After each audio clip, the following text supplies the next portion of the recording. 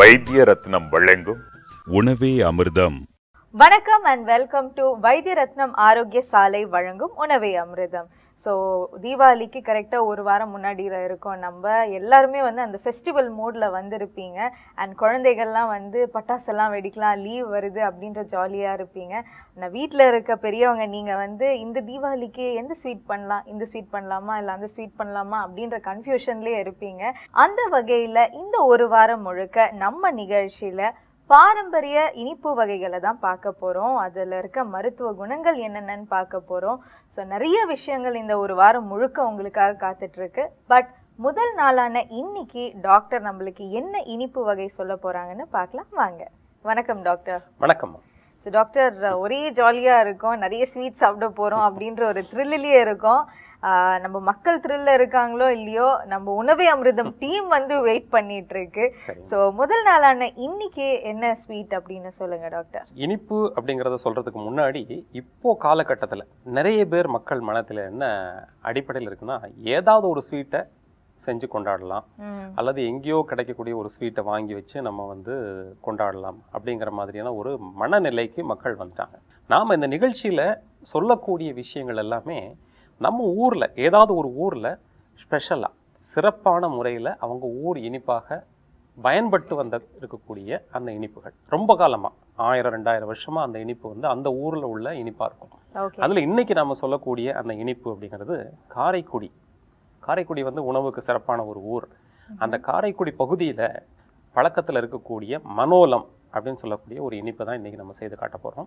அவங்க ஊரில் எப்படி செய்வாங்களோ அதில் மாறுபாடு இல்லாமல் தான் நம்ம செய்ய போகிறோம். ஸோ இதில் இருக்க இன்க்ரீடியன்ட்ஸ் வந்து வேறு என்ன விதத்துலலாம் நம்ம பாடியை சப்போர்ட் பண்ணுது டாக்டர்? இதில் முக்கியமான தானியங்கள் எல்லாம் இதில் செய்கிறது. அதாவது நமக்கு பாரம்பரிய அரிசி நம்ம போட போகிறோம்.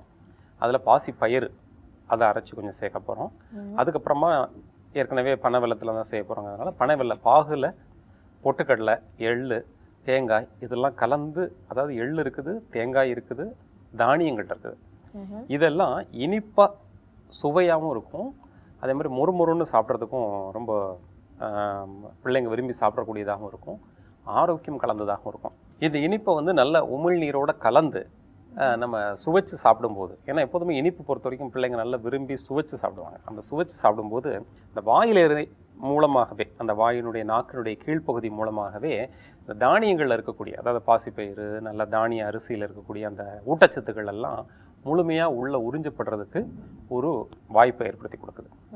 இது உள்ளுக்கு போனாலும் சரி, எலும்புகளையும் தசைகளையும் இதயத்தையும் மூளையும் பலப்படுத்தக்கூடிய வகையில் அது இருக்குது.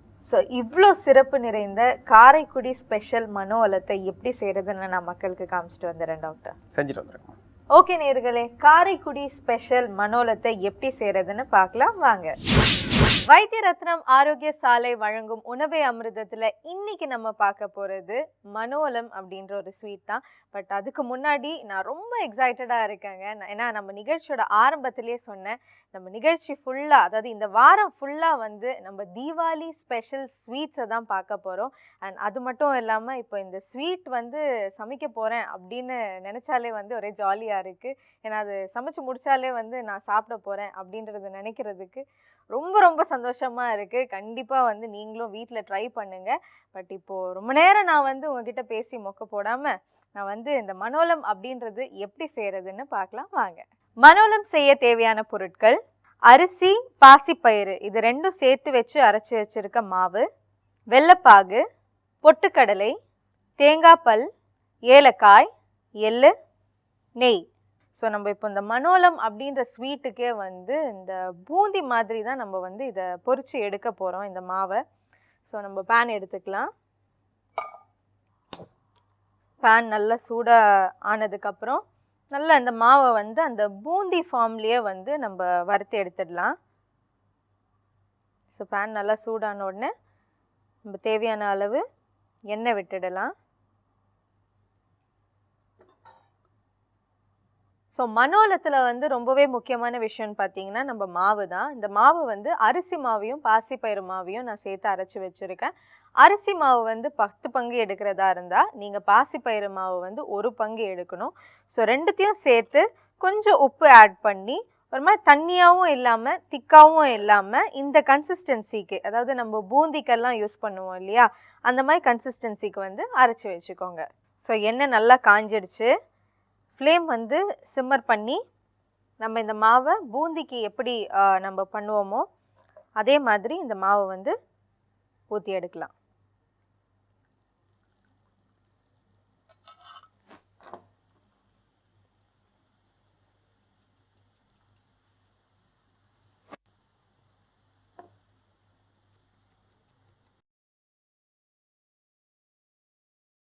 ஸோ அந்த பூந்தி எல்லாம் வந்து நல்ல ஒரு கோல்டன் ப்ரௌன் ஆகிற வரைக்கும் வறுத்து எடுத்துக்கோங்க.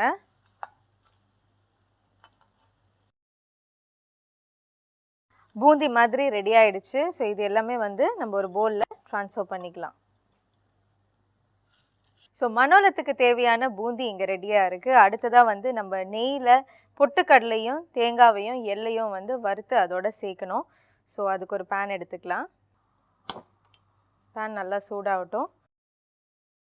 ஸோ பேன் நல்லா சூடாயிடுச்சு. நம்ம நெய் விட்டுடலாம். நெய் நல்லா சூடாகட்டும். ஸோ நெய் நல்லா சூடாயிடுச்சு. நம்ம கொஞ்சோண்டு எள்ளை சேர்த்துக்கிறோம். தேவையான அளவு பொட்டுக்கடலை, அப்புறம் தேங்காய். இது நல்லா கோல்டன் ப்ரௌன் ஆகிற வரைக்கும் வறுத்து எடுத்துடலாம்.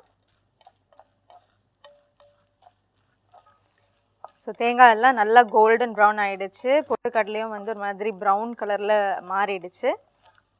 இந்த டைமில் நீங்கள் ஸ்டவ் ஆஃப் பண்ணிடலாம். ஸோ இப்போ வறுத்து வச்சுருக்க இந்த கலவையை வந்து நம்ம பொரிச்சு வச்சுருக்கோம் இல்லையா, அந்த பூந்தி மாதிரி அதில் வந்து மிக்ஸ் பண்ணிடணும். ஸோ பூந்தி, அந்த நெய்யில் வறுத்த தேங்காய், பொட்டுக்கடலை, எள்ளு எல்லாத்தையும் வந்து நம்ம இதில் போட்டுட்டோம். ஸோ இதோட வந்து நம்ம பனவெல்ல பாகை வந்து இனிப்புக்காக சேர்க்குறோம்.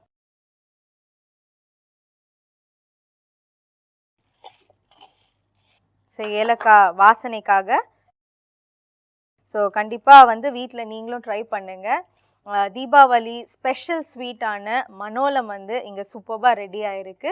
நீங்களும் வீட்டில் ட்ரை பண்ணி தீபாவளியை என்ஜாய் பண்ணுங்கள். ஓகே நேயர்களே, இவ்வளோ சிறப்பு மிகுந்த இந்த மனோலத்தை எப்படி செய்கிறதுன்னு பார்த்தீங்க. அடுத்ததாக நம்ம கிட்ட வந்து நம்மளோட நேயர்களோட லெட்டர்ஸ் இருக்குது. அதில் 2 கேள்விகள் நான் எடுத்து வச்சுருக்கேன். அது என்ன டாக்டர் கிட்ட கேட்டு தெரிஞ்சுக்கலாம். டாக்டர் கஸ்தூரி சென்னையிலேருந்து எழுதியிருக்காங்க. பொதுவாகவே வந்து இந்த தண்ணி குடிக்கிற அந்த பழக்கத்தை பற்றி நிறைய ஒப்பீனியன்ஸ் இருக்குது. நிறைய பேர் வந்து மார்னிங் வந்து ஒரு 2 லிட்டர் குடிக்கணும், இல்லை 1 லிட்டர் குடிக்கணும். அண்ட் பொதுவாகவே வந்து 4 லிட்டர் வந்து ஃபுல் டே வந்து ஒரு ஹியூமன் பாடி 4 லிட்டர் தண்ணி குடித்தா ரொம்ப நல்லா இருக்கும் அப்படின்னு சொல்கிறாங்க. ஸோ இது எந்த அளவுக்கு உண்மை, எந்த அளவுக்கு தண்ணி குடிக்கணும் அப்படின்ற ஒரு விளக்கத்தை கேட்டிருக்காங்க டாக்டர். பொதுவாக அந்த தண்ணீர் குடிக்கிறதுல நிறைய குழப்பங்கள் இருக்குது. இயற்கை வைத்தியம் சொல்லிட்டு ஒரு வைத்திய முறை இடையில உருவானது, நேச்சுரோபதின்னு சொல்லுவாங்க. இதை தவறுதலாக சிலர் புரிஞ்சு கொண்டு இந்த மாதிரி இவ்வளோ தண்ணி குடிக்கணும், அதுக்கப்புறம் வந்து ஒரு நாளைக்கு 5 லிட்டர் தண்ணி குடிக்கணும், அந்த கேள்வியில் தான் இருக்குது. காலையில் எழுந்திரிச்ச உடனே 2 லிட்டர் தண்ணி குடிக்கணும் அப்படிங்கிற மாதிரிலாம் வந்து தவறான பழக்க வழக்கம் இருக்குது. நாம் சொல்கிற விஷயம் என்ன அப்படின்னாச்சுன்னா, காலையில் எழுந்த உடனே நீர் குடிக்கிறது அப்படிங்கிறது ரொம்ப சிறப்பான ஒரு விஷயமாக தான் சித்தர்களும் சொல்கிறாங்க, பலவிதமான மருத்துவ முறைகளும் சொல்லுது. ஏன்னா உடம்பில் இருக்கக்கூடிய ஒரு மொத்த எடையில் 70% நீர்த்துவம் தான், நீர்னால் ஆக்கப்பட்டது. கடினமான எலும்புகள் கூட 25% அதில் வந்து நீர்த்துவம் இருக்குது. அதனால அந்த நீர்த்துவம் எல்லாம் காலையில் தூங்கி எழுந்திருக்கும் போது ஒரு பற்றாக்குறையில் இருக்கும். காலையில் எழுந்திருக்கும் போதே நீர் பற்றாக்குறையோடு ஒரு நாளை தொடங்கக்கூடாது அப்படிங்கிறதுல வந்து நீர் குடிக்கணுங்கிறதுல எந்த மாற்று கருத்தும் கிடையாது. ஆனால் ஒரு 500 மில்லியிலிருந்து 1 லிட்டருக்குள்ள தான் காலையில் குடிக்கணும். உடலுக்கு தகுந்த மாதிரி, அவர்களுடைய வேலைக்கு தகுந்த மாதிரி, உடல் சூடுக்கு தகுந்த மாதிரி குடிக்கணும். எவ்வளவு தண்ணி ஒரு நாளைக்கு தேவைப்படும் அப்படிங்கிறத நம்ம வந்து லிட்டர் கணக்கில் அளந்து வைக்க முடியாது. அதை அவங்களுக்கு உணர்த்தக்கூடிய ஒரு உறுப்பு நாக்கு. எப்போ தாகம் எடுக்குதோ, தாகம் எடுக்கும்போது தண்ணீர் குடிக்கணும், முக்கியமான விஷயம். அதே மாதிரி 1.5 லிட்டர்லேருந்து 3 லிட்டர் 3.5 லிட்டர் வரைக்கும் தேவைப்படும். அது பருவகால மாற்றங்களுக்கு ஏற்ற மாதிரி, நம்மளுடைய வேலைகளுக்கு தகுந்த மாதிரி நீரினுடைய அளவு மாறுபடும். நேற்றுக்கு 1 பாட்டில் குடிச்சு கொண்டு போனோம், 1 பாட்டில் ஃபுல்லாக காலி ஆயிடுச்சு, இன்றைக்கி வந்து அரை பாட்டில்லாம் காலி ஆயிடுச்சுன்னு வருத்தப்பட வேண்டியதில்லை. அவங்களுக்கு தேவைக்கு தகுந்த மாதிரி அவங்க குடிக்கிறது அப்படிங்கிறது வந்து அவங்களுக்கு அறியாமலேயே குடிக்கக்கூடிய விஷயம். அதனால இவ்வளோ தண்ணி கண்டிப்பாக குடிக்கணுன்றத கட்டாயமாக ஒரு பாட்டில் எடுத்து வச்சுட்டு 5 பாட்டில் எடுத்து வச்சுட்டு இந்த 5 பாட்டில் இன்னைக்கு காலி பண்ணணுன்ற மாதிரிலாம் பண்ணக்கூடாது. இன்னொரு முக்கியமான விஷயம் என்னன்னா, தண்ணியை கடன்னு அப்படியே வாயில் ஊற்றி முழுங்கிடுவாங்க. அந்த மாதிரிலாம் பண்ணக்கூடாது. தண்ணீராக இருந்தாலும் அதை சுவைச்சு உமிழ்நீரோட கலந்து பொறுமையாக குடிக்கணும் அப்படிங்கிறது தான் நம்ம முக்கியமாக அந்த விஷயத்தில் சொல்ல வேண்டிய விஷயம். அதிகாலையில் குடிக்கிறது நீர் குடிக்கிறதோடு இல்லாமல் நீர் ஆகாரம்னு சொல்லக்கூடிய அந்த பழைய சாத தண்ணீர் அதை குடித்தோம் அப்படின்னாச்சுன்னா இன்னும் பலம் கூடுதலாக கிடைக்கும். அளவு அப்படிங்கிறது பொறுத்த வரைக்கும் அவங்க கேட்ட கேள்வியில் அதை அவங்களுடைய நாக்கே உணர்த்தும். தாகம் அப்படிங்கிற முறையில் அவங்களுக்கு உணர்த்தும். அதை தாகம் ஏற்படாத அளவுக்கு, உடல் சோர்வு ஏற்படாத அளவுக்கு தண்ணீர் குடிக்கணும் அப்படிங்கிறத நம்ம சொல்லக்கூடிய விஷயம். ஸோ டாக்டர், அடுத்தது வந்து லாவண்யா ராமநாதபுரம்ல இருந்து எழுதியிருக்காங்க. அதாவது இந்த விரதம் இருக்கிற ஒரு பழக்கம் நிறைய பேருக்கு இருந்துட்டு வந்துட்டு இருக்கு. அவங்களுக்கும் விரதம் இருக்கணும் அப்படின்ற ஒரு ஆசைகள்லாம் இருக்குன்றாங்க. பட் இருந்தாலும் விரதம் இருக்கிறது, ஃபாஸ்ட் பண்றது அதெல்லாம் தவறு அப்படின்ற நிறைய ஒப்பீனியன்ஸ் வருது.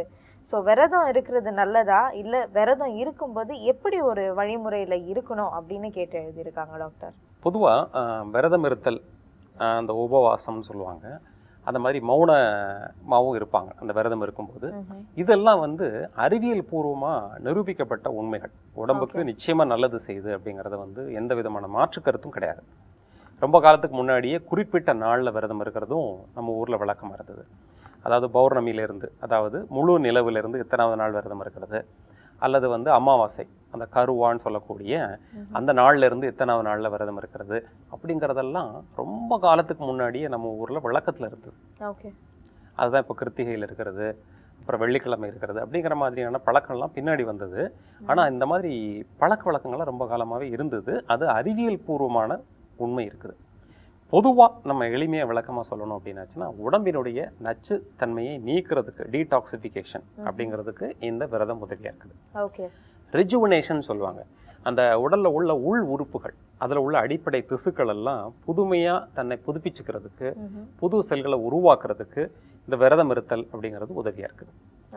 இன்னும் மூணாவது, அதாவது முதல்ல டீடாக்சிஃபிகேஷன் சொன்னேன், புது செல்கள் உருவாகிறதுன்னு ரெண்டாவது சொன்னேன். மூணாவது விஷயம், சில விதமான நோய் நிலைகளில் இந்த விரதம் இருத்தல் அப்படிங்கிறது வந்து ஒரு மருத்துவ முறை அப்படிங்கிறதாகவே இருக்குது. அதாவது பட்டினி இருத்தல் அப்படின்னு சொல்லிட்டு சித்தர்கள் சொல்லியிருக்காங்க. அதாவது உற்ற சுரத்திற்கும் உறுதியாம் வாய்விற்கும் அற்றைய தீரு மட்டும் அன்னத்தை காட்டாதே அப்படின்னு ஒரு சித்தர் சொல்லியிருக்காரு. ரொம்ப வாய்வு பிடிப்பு உடம்புல இருந்தது, வயிற்றில் காற்று நிறைய தங்கி இருக்குது, கீழேயும் போக மாட்டேங்குது, ஏப்பமாகவும் வர மாட்டேங்குது அப்படின்னாச்சுன்னா அந்த வாய்வு தீர்ற வரைக்கும் திடமான உணவுகளை சாப்பிடவே கூடாது. அதே மாதிரி சுரம் அதிகமாக இருக்கும்போது உணவை காட்டக்கூடாது அப்படிங்கிறது சித்தர்களுடைய மொழி. அதனால் பட்டினி இருத்தல், விரதம் இருத்தல் அப்படிங்கிறது ஒரு நோய் தீர்வாகவும் உடம்பினுடைய நச்சு நீக்கமாகவும் புது செல்கள் உற்பத்தி பண்ணுறதுக்கும் உதவியாக இருக்கும். ஒரு மாதத்திற்கு ஒரு முறை இருந்தால் போதுமானது. Okay doctor, thank you so much doctor. நாளைக்கும் நம்ம தொடர்ந்து நிகழ்ச்சியில் பேசலாம். ஓகே நேயர்களே, இன்னைக்கு நம்ம நிகழ்ச்சியில் பாரம்பரிய சிறப்பு மிக்க காரைக்குடி ஸ்பெஷல் மனோலமை பற்றி தான் பார்த்தோம். அதோட சிறப்புகள்லாம் என்னென்னு தெரிஞ்சுக்கிட்டீங்க. கண்டிப்பாக வீட்டில் ட்ரை பண்ணுங்க. நாளைக்கும் வேறொரு ஸ்வீட்டுடன் உங்களை சந்திக்கும் வரை இட்ஸ் பாய் ஃப்ரம் உணவே அமிர்தம் டீம்.